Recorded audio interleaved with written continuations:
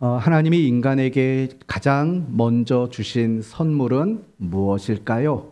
한번 생각해 보세요. 하나님이 인간을 창조하셨지요. 그리고 그 창조된 인간에게 하나님이 가장 먼저 주신 선물은 과연 무엇일까? 그러면 이렇게 말할 수 있습니다. 바로 결혼이라는 걸 선물로 주셨습니다. 이 말을 다르게 말한다면 결혼이란 결국 무엇을 이루는 겁니까? 가정을 이루는 거죠. 따라서 하나님이 인간들에게 주신 가장 첫 번째 그리고 가장 소중한 선물이 있다면 그것은 바로 가정이다. 이렇게 말할 수 있는 거예요. 그렇다면 하나님은 왜 가정이라는 것을 선물로 주셨을까요? 아마도 이런 이유 때문이라고 생각합니다. 위로와 힘을 얻고 행복을 누리도록 만들기 위해서 하나님은 가정을 가장 소중한 선물로 주신 것입니다. 그렇다면 여러분 스스로가 한번 이 고백이 나오는지를 생각해 보십시오. 나의 가정은 하나님이 주신 가장 소중한 선물입니다. 이 고백이 지금 이 자리에 예배하는 여러분의 마음속에서 진실되게 고백되는 고백인지, 정말 하나님이 가정을 선물로 주셨는데 그게 선물이라는 의미로 내가 날마다 경험하며 살아가고 있는지, 이 부분을 먼저 여러분이 생각해 보셨으면 좋겠습니다. 어떤 분은 맞습니다라고 할 겁니다. 맞아요, 목사님. 저희 가정은요, 하나님이 주신 가장 소중한 선물이에요. 그거 저 느껴요. 그런 분도 계실 겁니다. 어떤 분은 잘 모르겠어요 라고 하는 분도 계실 거예요. 그러나 어떤 분들은 아니에요. 한 번도 가정이 선물이라고 느껴본 적이 없어요. 내가 살아가는 이 가정이 때로는 지옥일 때가 너무 많아요. 이렇게 생각하는 분들도 있을 겁니다. 저는요, 욕심이 많은 사람이 아니니까 우리 교회 성도들만이라도 가정이 날마다 선물이라고 경험되고 고백되어지는 그런 성도들이 되었으면 좋겠습니다. 꼭 가정이 선물로 경험되는 여러분 모두가 되시기를 예수님 이름으로 축원드립니다. 오늘 본문은요, 바로 그런 사람에 대한 이야기를 하는 거예요. 가정이 정말 하나님의 선물이라는 것을 경험하고 그것을 고백했던 요셉에 대한 이야기를 오늘 본문은 우리에게 소개하고 있어요. 그러므로 오늘 말씀을 통해서요, 가정을 내가 정말 선물로 경험하고 누리기 위해서 필요한 게 뭔가, 이 부분을 집중적으로 함께 나누려고 합니다. 오늘 본문은 애굽의 총리가 되었던 요셉의 가정을 이야기합니다. 조금 더 구체적으로 말하면 요셉은 어떤 아가씨와 결혼을 했냐면 45절을 보면 요셉이 결혼한 아내의 이름이 나와요. 이름이 뭐죠?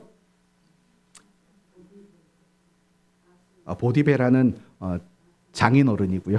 네, 아스낫, 그렇죠? 아스낫이라는 여자와 결혼을 했대요. 그리고 51절, 52절을 가보시니까요, 그녀와 결혼을 해서 아들을 둘 낳았대요. 첫 번째 아들의 이름은 므낫세, 그리고 두 번째 아들의 이름은 에브라임. 이렇게 두 명의 아들을 낳고 가정을 꾸렸다라고 말하고 있어요.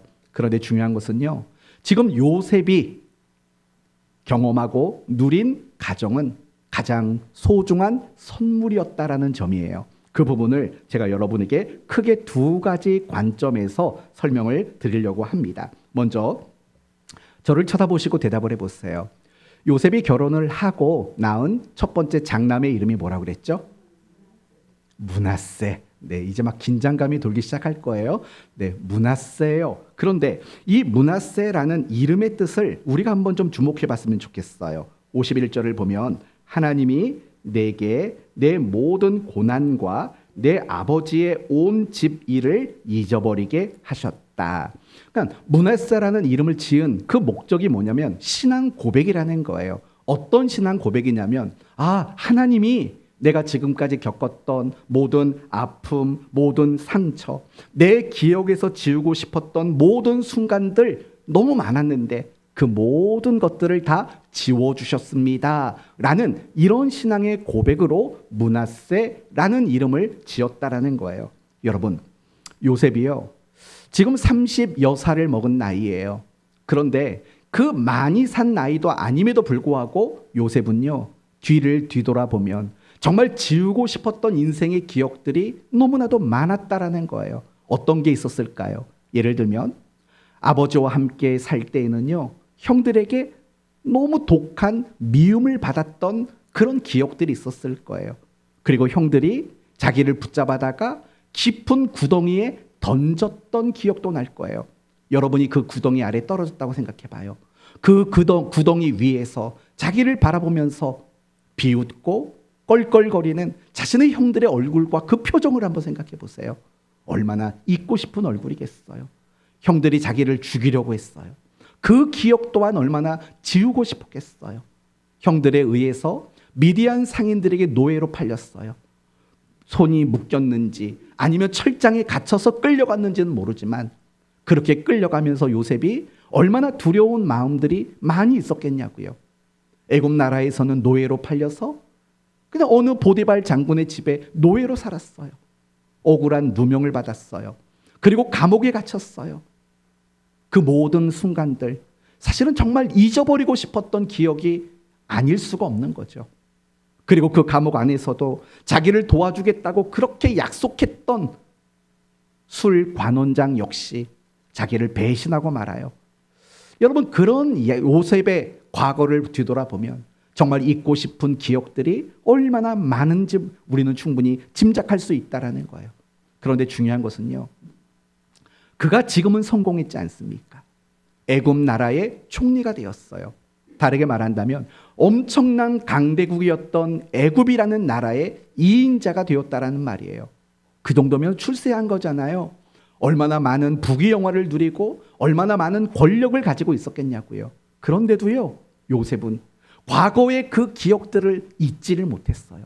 성공했는데, 출세했는데, 명예와 부귀영화를 다 가졌는데, 그런데도 과거의 그 아픈 기억들을 전혀 잊을 수가 없었다라는 거예요. 여러분도 마찬가지일 거예요. 지금까지 인생을 살면서요, 정말 잊혀지지 않는, 너무 다 지워내보고 싶은데 지워지지 않는 인생의 기억들이 분명히 있을 거라고요. 그렇지 않습니까? 요셉이 그랬다라는 거예요.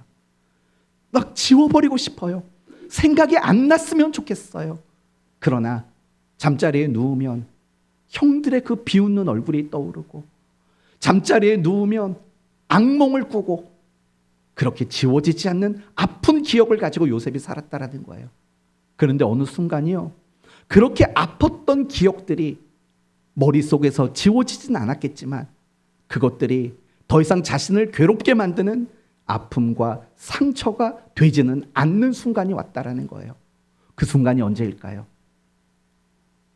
아내를 만나고 자녀를 낳으며 가정을 얻었을 때, 그가 애굽의 총리가 되었음에도 불구하고 지워낼 수 없었던 그 일을 그 가정을 통해서 지워낼 수 있었다라고 말하는 거예요. 근데 거기서 끝나질 않아요. 여러분, 이 요셉의 두 번째 아들의 이름이 뭔가요? 맞지요? 에브라임? 그럼 에브라임의 뜻이 뭔가를 한번 보세요. 에브라임. 이것도 신앙 고백이에요. 저는 이렇게 성경을 보면서요, 이름을 신앙 고백으로 짓는 걸 보면 참 좋아요. 근데 저희 아버지는 제 이름을 신앙 고백으로 짓질 않았어요. 제 이름이 뭡니까? 그렇게 함부로 말하면 안 되지, 딸아. 그 맞아요. 제 이름은 최용민이에요. 최용민. 용자가 무슨 용자인 줄 아세요? 큰 쇠 북용이에요. 큰 쇠로 만든 큰 북이란 뜻이에요. 민은 무슨 뜻일까요? 백성민이에요. 옛날에 친구들에게 그 얘기를 했다가 한동안 놀림을 받았어요. 네 이름 뜻 합치면 동네 북이네? 그 백성민의 큰쇠 북용이니까 너 동네 북이네? 하면서 친구들이 뒤통수를 한 대씩 때리고 웃으면서 도망쳤던 기억이 나요. 잊혀지지 않는 기억과 상처. 네, 뭐 그런 것까지는 아니고, 이렇게 성경의 이름을 보면은요, 그런 마음이 들어요. 그래서 여러분, 나중에 결혼하면, 나중에 결혼할 사람 몇 명 없긴 하지만 또 아기를 낳을 마음이 있는 분이 있다면 이름을 좀 신앙 고백으로 예쁘게 지었으면 좋겠어요. 네, 그렇게 했으면 좋겠어요.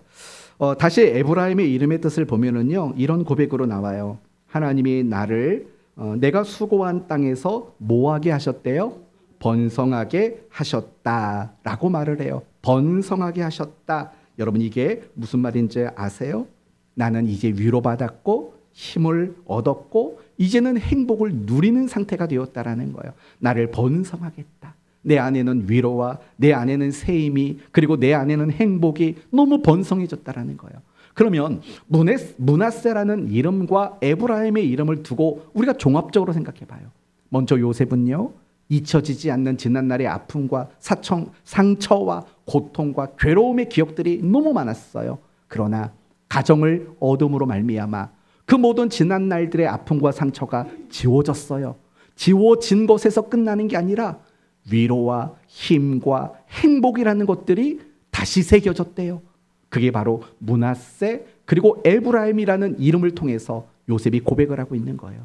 그렇다면 이 모든 복된 일들이 어떻게 가능할 수 있었는가? 오늘 본문은 그걸 뭐라고 대답한다고요? 하나님이 요셉에게 무엇을 선물로 주신 거예요? 가정이라는 것을 선물로 주셔서 이 모든 일들이 이루어졌다라는 거예요. 또 한 가지로 여러분에게 설명을 드릴게요.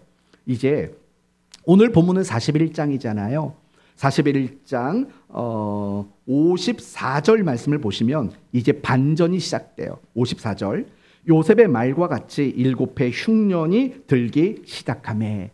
7해 동안 풍년이 있었어요. 근데 이제는요, 7해 동안 엄청난 흉년이 일어나기 시작했다고 말하고 있어요. 그래서요, 많은 사람들이 굶주리게 있었어요.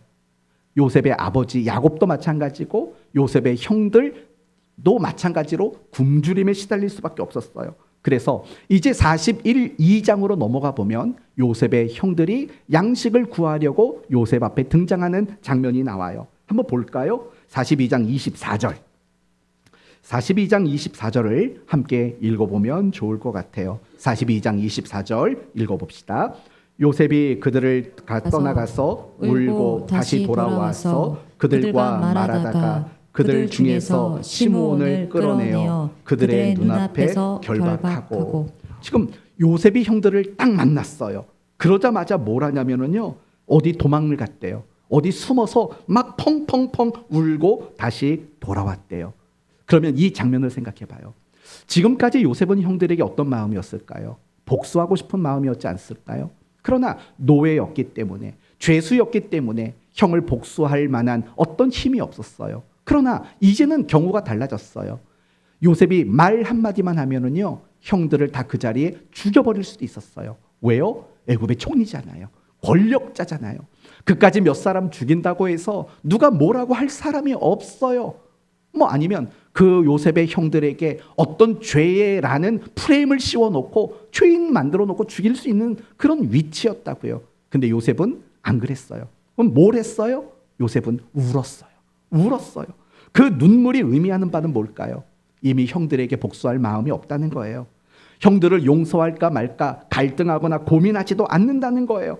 이미 요셉은요, 형들을 다 용서해 버렸대요. 그 안에 있었던 모든 나쁜 감정들이 완전히 사라져 버렸대요. 그게 쉬운 일일까요? 쉽지 않아요.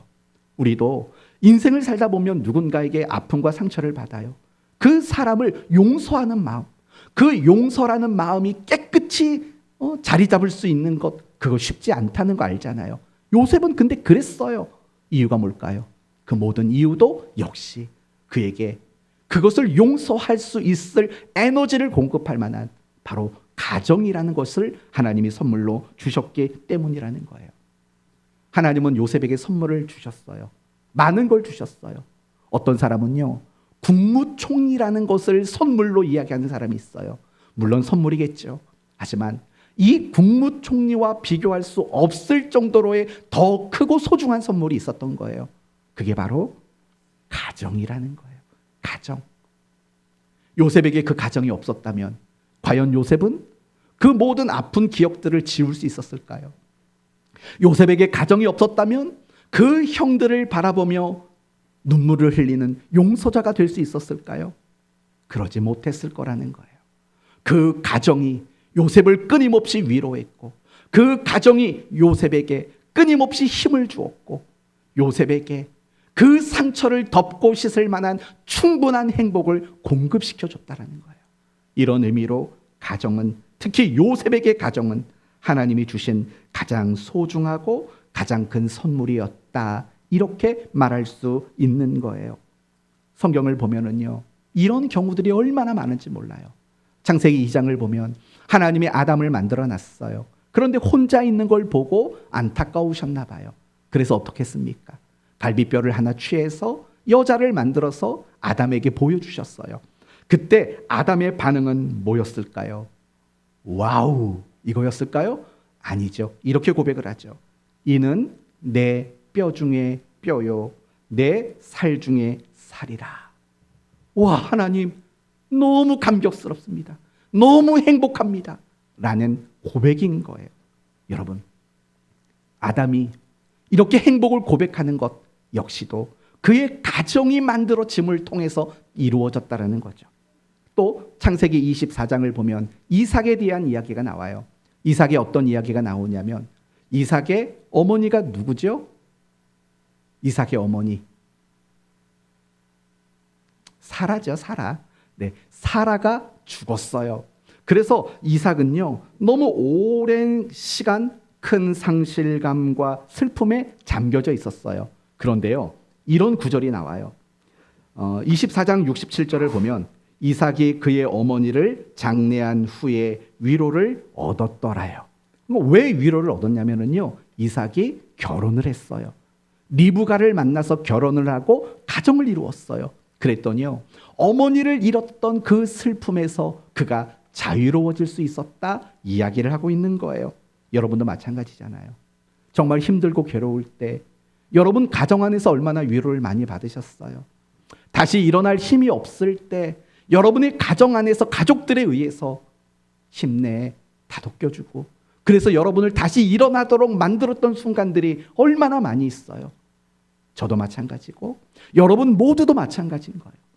가정은요, 세상의 금은 보화보다도 더 소중한 선물인 거예요. 세상의 명예와 권세와 그 무엇으로도 바꿀 수 없는 가장 소중한 선물이 바로 가정이라는 거예요. 조금만 더 구체적으로 말한다면 여러분의 배우자가 하나님이 주신 가장 소중한 선물이에요. 여러분의 자녀가 하나님이 주신 정말 가장 중요한 선물이라는 걸 알아야 돼요. 시편 말씀을 보면 이런 말이 나와요. 시편 128편. 시편 128편. 내 집 안방에 있는 내 아내는 결실한 포도나무 같으니 내 식탁에 둘러 있는 자식들은 어린 감람나무 같도다. 무슨 말인지 아시죠? 선물이라는 거예요. 하나님이 주신 가장 소중한 선물이라는 거예요. 여러분에게 이렇게 권면했으면 좋겠어요. 사랑하는 성도 여러분, 여러분의 배우자가 하나님이 주신 가장 소중한 선물이라고 믿어지게 되기를 바라요. 여러분의 자녀가 하나님이 여러분에게 주신 가장 소중한 선물이라고 믿어지는 은혜가 여러분 모두에게 있었으면 좋겠어요.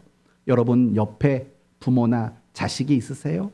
배우자가 지금 옆에 있으세요? 그러면 그 사람 한번 쳐다보세요. 그리고 이렇게 말해보세요. 당신은 나의 가장 소중한 선물입니다. 당신은 나의 가장 소중한 선물입니다. 네, 그런 믿음을 가졌으면 좋겠어요.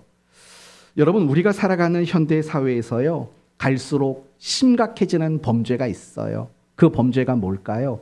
다른 게 아니에요. 가정 범죄예요. 가정 안에서 일어나는 그 범죄들이요, 얼마나 많아지고 얼마나 끔찍한 것들이 있는지 몰라요. 뉴스를 보면은요, 가정 안에서 일어나는 범죄들이 안 나오는 날이 없어요. 여기 아이들이 있기 때문에 예를 들어서 설명은 못 하겠어요. 너무 끔찍해서. 그러나 설명하지 않아도 여러분은 가정 안에서 지금 일어나고 있는 끔찍한 범죄들이 얼마나 많은지 너무나도 잘 알고 있을 거예요. 그럼 제가 왜 이런 말을 할까요? 이런 이유에서예요. 분명히 하나님은요, 이 땅을 살아가는 사람들에게 가정이라는 것을 가장 소중한 선물로 주셨어요. 그런데요, 이 땅에 있는 많은 가정들이 더 이상 가정이 선물이 아닌 경우가 많아지고 있기 때문에 그래요. 위로받고 힘을 얻고 행복을 얻어야 하는 가정인데 도리어 상처와 고통과 말 못할 불행을 만들어내는 장소가 되어버려 가고 있다는 거예요. 세상에 많은 가정이 지금 그런 가정이 되고 있어요. 그런데요, 너무 안타까운 것은 뭐냐면 예수 믿는 성도들의 가정도 안 믿는 사람들의 가정과 다르지 않다라는 거예요. 어떤 아이가 아빠에게 이렇게 물어봤어요. 아빠, 천국은 어떤 곳이에요? 물어봤어요. 그랬더니 아빠가 이렇게 대답을 했어요. 천국 설명하기는 어려운데 쉽게 설명해 줄게. 우리 가정이 바로 천국이야. 이렇게 말을 했대요. 정말 좋은 대답이지 않습니까? 문제는 거기서부터예요. 그 아이가 그 말을 듣고 이렇게 말했대요. 아빠, 그럼 전 천국 안 갈래요. 라고 말을 했대요. 여러분, 그 아이가 그렇게 말을 했다라는 건 정말 그 가정이 선물이라고 느껴지지를 못했다라는 거예요. 지금 제 마음속에요, 자꾸 막 올라오는 게 있어요. 애들한테 물어보고 싶어요. 너희 가정은 천국이니? 라고 물어보고 싶어요. 그런데 주일날 모처럼 와서 예배 드리는데 기분 망칠 수는 없지 않습니까? 나중에 여러분이 데려다가 조용히 물어보세요. 얘야, 우리 집이 천국 같니 지옥 같니? 라고 한번 물어보세요. 대표로 저희 딸에게 물어볼까요? 네, 자신 있어요. 하음아, 우리 집은 천국 같니 지옥 같니?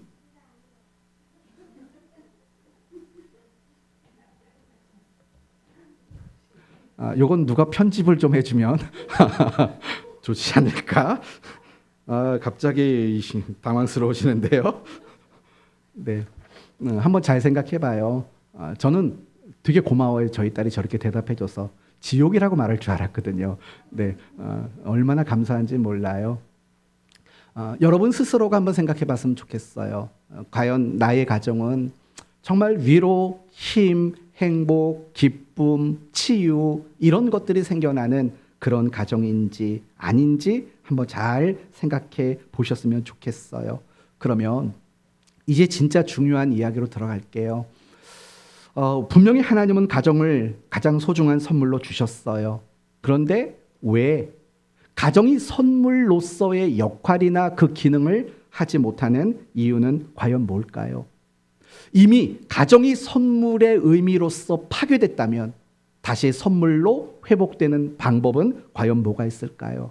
먼저 여러분에게 말씀드리고 싶은 건 여러분의 가정이 회복되는 걸 포기하지 않았으면 좋겠어요.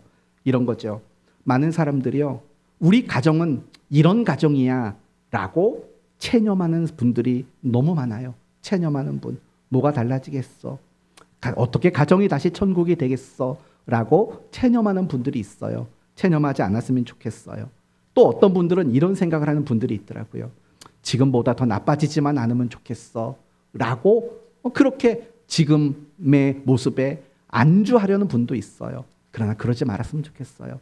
여러분의 가정이 다시 회복돼서 정말 매 순간순간이 가장 소중한 선물이라고 인정하고 고백하는 그런 일들을 여러분이 기대하고 또 그것을 위해서 열심히 기도하시고 열심히 최선을 다해 노력했으면 좋겠어요.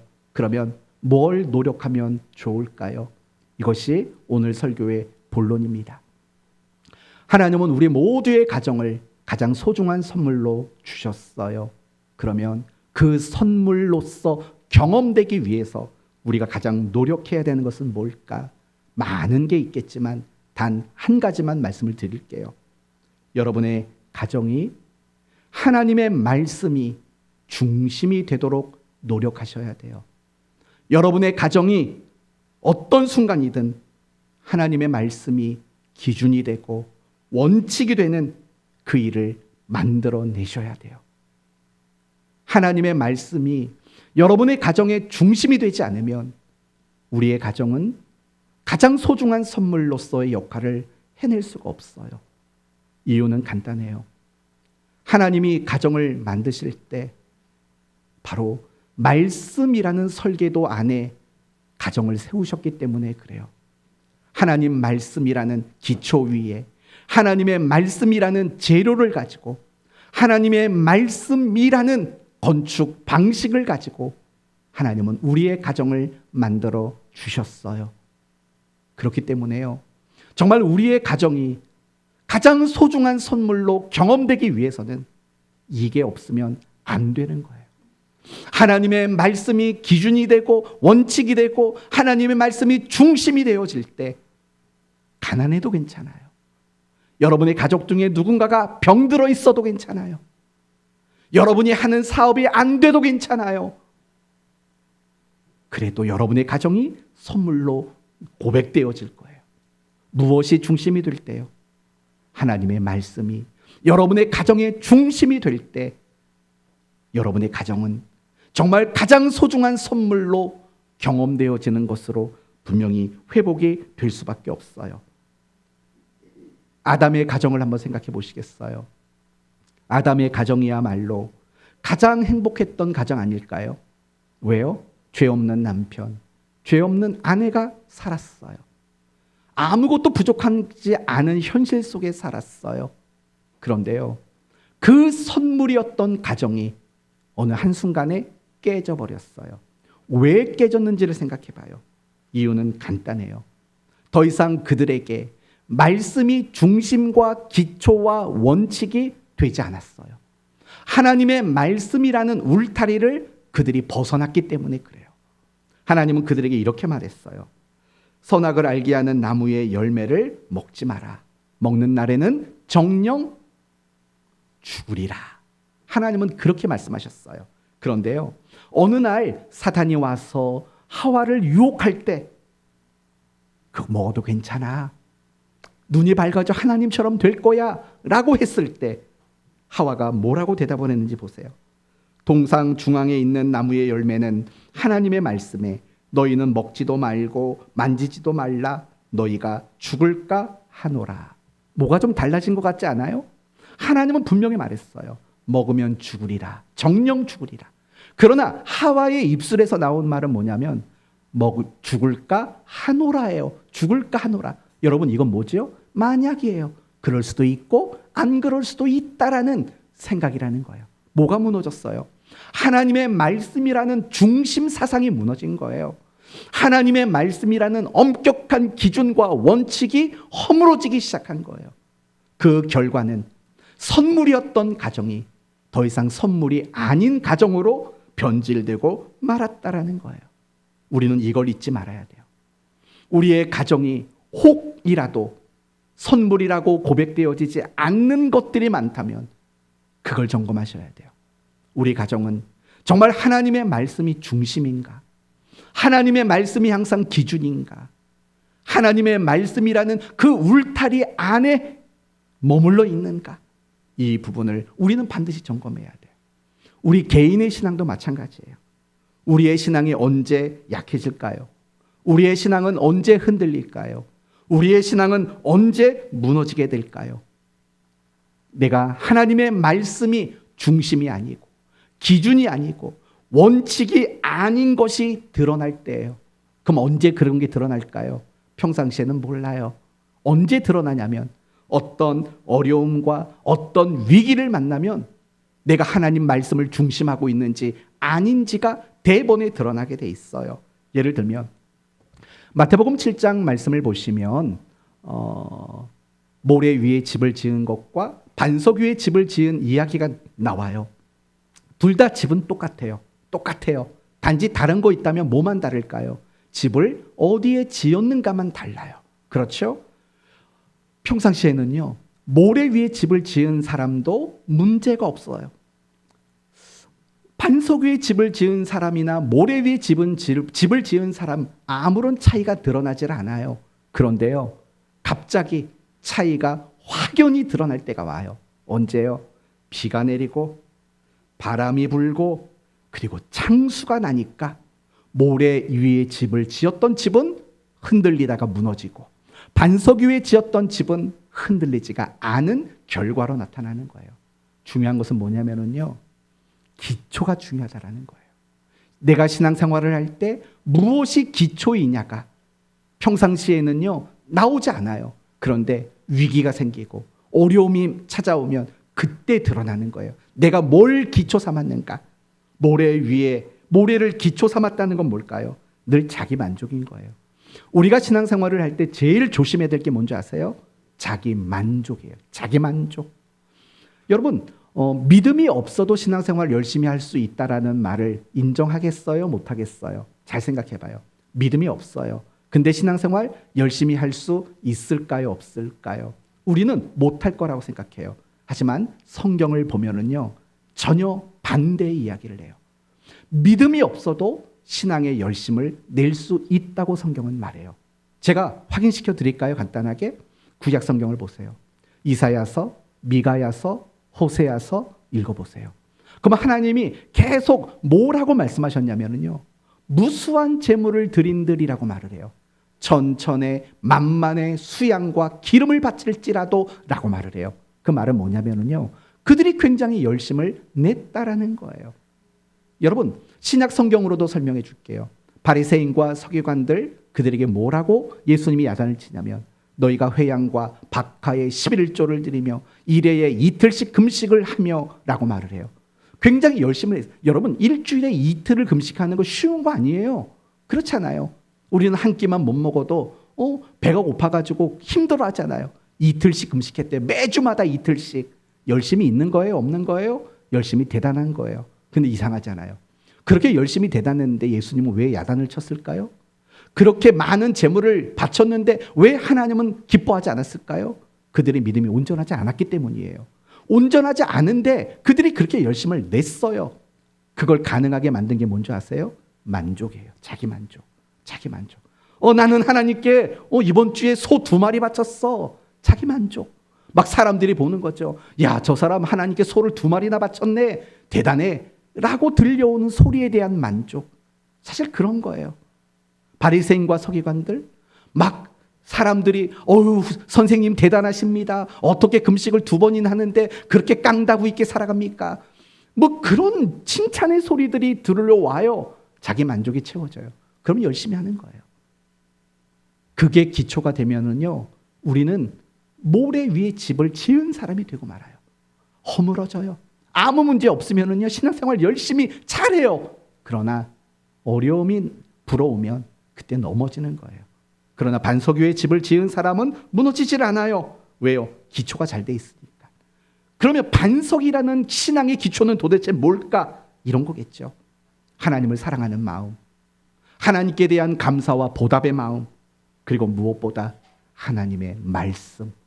그것이 기초가 되면은요, 바람이 분들, 비가 내린들, 홍수가 난들 그 사람의 신앙은 흔들리지가 않아요. 흔들리지가 않아요. 기초가 중요한 거예요. 똑같은 얘기를 여러분에게 하는 거예요. 우리의 가정이 하나님이 가장 소중한 선물로 주셨는데 그게 자꾸 경험되지 않는 것은 돈 문제가 아닌 거예요. 자식 문제도 아니고 부모 문제도 아닌 거예요. 하나님의 말씀이 정말 기초인가? 그게 제일 중요한 거예요. 그럼 여러분 점검하셔야 돼요. 정말 여러분의 가정은 하나님의 말씀이 기초로 세워져 있는가 점검해 보셔야 돼요. 이렇게 점검해 볼까요? 가정 예배 혹시 드리고 계세요? 가정 예배. 어떤 통계를 보니까요, 100명의 기독교인 중에서 가정 예배를 드리는 가정은 4명이라는 통계가 나왔더라고요. 가정 예배를 드리시는지. 아, 그래요? 가정 예배가 아니어도 괜찮아요. 혹시 가족들이 함께 성경을 읽는 시간들은 있으세요? 아니면 내가 읽었던 또는 내가 은혜 받았던 말씀을 여러분의 가족들에게 말해보는 일들이 일어나고 있어요? 아니면 이것 좀 기도해 주세요라고 요청하는 일들이 가정 안에 이루어지고 있어요? 아니면 함께 찬송을 부르는 그 기쁨들이 있으세요? 이런 것들을 점검했으면 좋겠어요. 여러분의 가정 안에서 어떤 대화들이 이루어지고 있나요? 아, 오늘 손님 하나가 왔는데 완전 그 진상이야. 혹시 그런 얘기 아니에요? 아니면 오늘 길을 가는데 누가 나를 툭 치고 갔는데 미안하다고도 말을 안 했어. 아, 기분 나빠.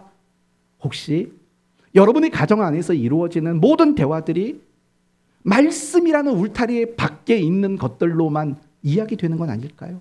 물론 내가 속상한 얘기 할 수 있는 거죠. 그거 나쁜 거 아니에요. 많이 나누세요. 그런데요, 그걸 나누듯이 우리가 신앙을 나누고 말씀을 나누고 은혜를 나누는 이 일들이 어디 안에서 이루어져야 된다는 거예요. 가정 안에서요. 그러면 여러분의 가정은 어떻게 되기 시작하냐면 요셉의 가정처럼 되는 거예요. 자꾸 위로가 생기고 힘을 얻게 되고 행복을 누리게 돼서 막 용서해야 할까 말까 고민도 안 했는데 그냥 용서가 돼요. 그런 가정이 되는 거예요.